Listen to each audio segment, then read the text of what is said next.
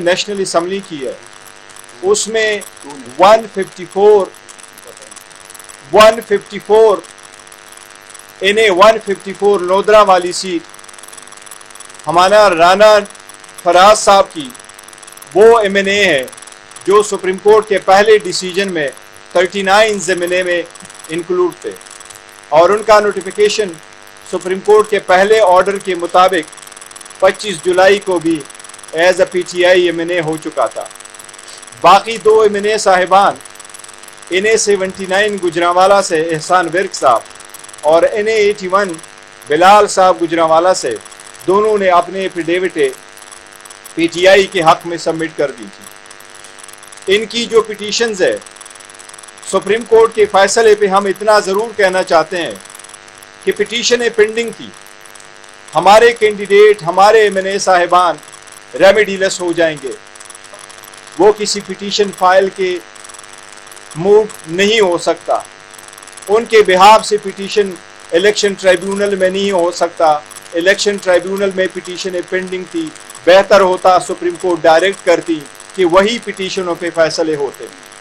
اس stage پہ جبکہ consolidation کا پروسیس کمپلیٹ ہو چکا تھا, ریزلٹ ٹیلی ہو چکے تھے, ریزلٹ اناؤنس اور نوٹیفائی ہو چکے تھے, ایم این اے صاحبان نے اوتھ لے لیے تھے. اسی سرکمسٹانس میں اس کو ریورس کرنا ہم سمجھتے ہیں انصاف کے تقاضوں کے منافی ہے. اسی طریقے سے کئی سازشیں پاکستان تحریک انصاف کے خلاف ہوئی. پہلی پلان یہی تھا کہ ان سے نشان لے لے, یہ سارے سیٹیں ختم ہو جائیں گی, نظریہ ختم ہو جائے گا. الحمدللہ 8 فروری کو عوام نے اس پلان کو ناکام بنایا. پھر کوشش کی گئی پلان بی کی طرح کہ ریزرو سیٹیں ان کو نہ دی جائے. الحمدللہ ریزرو سیٹ میں بھی ہم کامیاب ہو گئے. اب ایک اور ریکاؤنٹنگ کی آڑ میں کوشش کی جا رہی ہے کہ ہماری جیتی ہوئی سیٹیں ان کو کنورٹ کیا جائے اور اس جیت کو ڈیفیٹ میں تبدیل کیا جائے. یہ ایسی ریکاؤنٹنگ ہوئی تھی کہ میں آپ کو بتاؤں, لودرا میں جس وقت نوٹیفیکیشن ہوا اور نوٹس آیا کہ اس کی ریکاؤنٹنگ کرے تو ایک دن کے اندر 4 گھنٹے ریکاؤنٹنگ کر کے 14,000 ہمارے ایم این اے صاحب کے 1,34,000 سے ووٹ کم کر کے 1,20,000 پہ لے کے آئے. اسی طریقے سے بلال اجاز صاحب کی پہلے سیٹیں تھیں تو یہ گجرانوالہ کی پہلی واحد سیٹ ہے جس میں سے 17,000 ووٹ کو انویلڈ ڈکلیئر کرا کے کسی اور کینڈیڈیٹ کے لیے موقع بنایا گیا. ہمیں اس بات پہ افسوس ہے کہ سپریم کورٹ کو چاہیے تھا یہ بڑے تناظر میں دیکھتے, الیکشن کمیشن کے رول کو دیکھتے. الیکشن کمیشن کا رول ہے کہ فری, فیئر اور ٹرانسپیرنٹ الیکشن کرائے. اگر الیکشن کمیشن اس میں ناکام ہو جاتا ہے اور وہ تیلوں کا حفاظت نہیں کر پاتا تو ہائی کورٹ کا فرض بنتا ہے کہ اس میں انٹرونشن کرے. اس سرکمسٹانس پہ اس کو واپس کرنا ہمیں وداؤٹ ریمیڈی چھوڑ دیا گیا. ہم اپنا سٹرگل پھر بھی کنٹینیو کریں گے لیکن اس پہ ہمارے شدید تحفظات ہیں. ایک بات ضرور کہیں کہ اب ایکسٹینشن کی گنجائش کسی کے پاس نہیں ہے. ہم حکومت سے مطالبہ کرتے ہیں کہ چیف جسٹس آنے والے کی فور نوٹیفیکیشن کی جائے. جو لوگ اپنی گرفت دوسروں کو ڈیفیٹ کروا کے مضبوط کرتے ہیں اور جو لوگ ایکسٹینشنوں کی آڑ میں یہ سب کچھ کرتے ہیں ان کو سبق لینے چاہیے بنگلہ دیش سے. بنگلہ دیش میں عوام نے بولا ہے خلق خدا کو جب آپ روکیں گے تو خلق خدا بول اٹھتی ہے. انشاءاللہ تعالیٰ یہ موقع ہے خلق خدا بولے گی انشاءاللہ تعالیٰ. اور جو لوگ پی ٹی آئی کے خلاف کمپلین کنسپیرسی کر رہے ہیں انشاءاللہ وہ سارے ناکام ہوں گے. شکریہ جی. بسم اللہ الرحمن الرحیم. اکثر جو قانونی مہنگی تھا وہ بیرسٹر صاحب ہمارے چیئرمین انہوں نے بتا دیا آپ کو. دیکھیں اگر آپ ایک چیز کا صرف ذکر کروں کہ ہم اس کے خلاف ریویو فائل کریں گے سپریم کورٹ. ہم نے یہ دیکھا ہے کہ جو 8 فروری کا الیکشن تھا اس میں جو ہوا وہ پوری قوم کو پتہ ہے. جس طرح سے ہمارے امیدواروں پہ ہماری پارٹی کا نشان لے لے, ہر بحث باہر طور پہ ہر چیز میں ہمارے آگے روڑے اٹھائے گئے.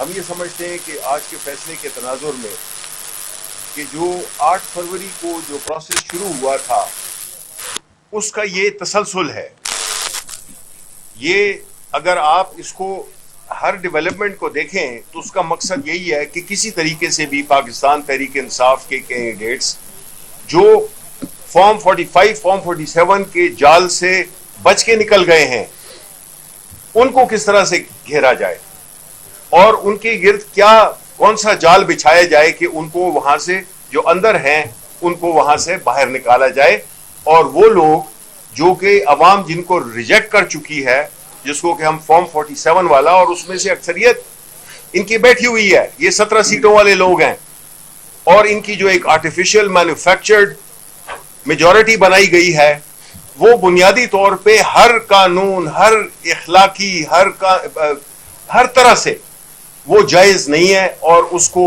ایک مینوفیکچر کیا جا رہا ہے. یعنی کہ پاکستان کے جو عوام ہیں ان کی کوئی حیثیت نہیں ہے، ان کی دیا ہوا مینڈیٹ وہ اپنی طاقت کے ذریعے ڈسٹریبیوٹ کر رہے ہیں ایسی پارٹیز کو جنہوں نے کہ پاکستان کا بیڑا غرق کر دیا ہے. آپ دیکھیں کہ جب یہ الیکشن ہو گیا، الیکشن کے ریزلٹس میں تاخیر ہوئی، اس کے بعد جو نوٹیفیکیشنز ہوئے اس میں بھی بڑی لیت و لال سے اور بڑی اس سے عیاری کا مظاہرہ کیا گیا. اس کے بعد جب یہ اناؤنس بھی ہو گیا تو تب بھی چین نہیں آیا، کیونکہ وہ والا ہدف حاصل نہیں کر سکے جو کہ ایک حاصل کرنا چاہتے تھے. اس کے بعد ایک تو ٹریبونلز بننے کی بات ہوئی. جب الیکشن میں جب ڈسپیوٹ ہوتا ہے تو ظاہر ٹریبونلز میں آپ جاتے ہیں. ٹریبونلز ایک قانونی ان کی آئینی حیثیت ہے کہ جو بھی تنازع ہو وہاں پہ وہ حل ہوتا ہے. آپ نے دیکھ لیا کہ جو لاہور ہائی کورٹ میں جو ججز، کیونکہ وہاں پہ ٹریبونل زیادہ تھے، بڑا صوبہ ہے، اس کے ٹریبونلز میں ججز کی اپوائنٹمنٹ پہ اعتراضات شروع ہو گئے کیونکہ ان کو اپنے مرضی کے ججز چاہیے تھے. وہ بھی ابھی تک چل رہا ہے، اور ٹریبونلز اپنے وہ کام نہیں کر سکے جو ان کے مقصد کے لیے وہ بنے تھے، کیونکہ یہ کسی صورت میں نہیں چاہتے کہ پاکستان تحریک انصاف کو جو مینڈیٹ عوام نے دیا ہے وہ پاکستان تحریک انصاف کو مل سکے، اور اس کے لیے ہر حربہ استعمال کیا جا رہا ہے. آپ نے دیکھا ہوگا پارلیمنٹ میں پچھلے دنوں میں جو قوانین پاس ہوئے ان کا کیا مقصد تھا.